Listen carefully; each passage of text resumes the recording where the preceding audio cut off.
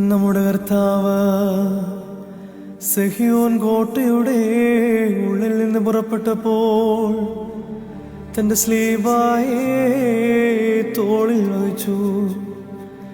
സങ്കടത്തോടെ തന്നെ കുറിച്ച് കരയുവാൻ എബ്രായ സ്ത്രീകൾ കൂട്ടമായി കൂടി. തന്റെ മാതാവ് അവളെ അറിയുന്ന എല്ലാവരും ദൂരെ നിന്നു. മാതാവ് വലിയ സങ്കടത്തോടും ദുഃഖത്തോടും കൂടി, എന്റെ പുത്ര, നീ എവിടേക്ക് പോകുന്നു? എന്റെ വാത്സല്യവാനേ, എവിടേക്ക് പോകുന്നു? ഇവർ നിന്നെ എവിടേക്ക് കൂട്ടിക്കൊണ്ടുപോകുന്നുവെന്ന് പ്രാവിനെ പോലെ കുറുകിക്കരയുവാൻ തുടങ്ങി.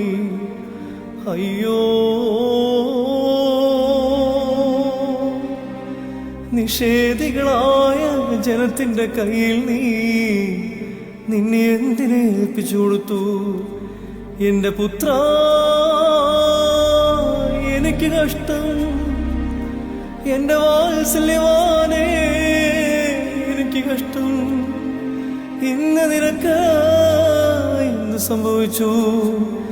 ഞങ്ങൾക്ക് വേണ്ടിയുണ്ടായതിന്റെ കഷ്ടാനുഭവം ഞങ്ങളെ പ്രതിയുള്ള നിന്റെ താഴ്മയിൽ വാഴ്ത്തപ്പെട്ടതാകുന്നു.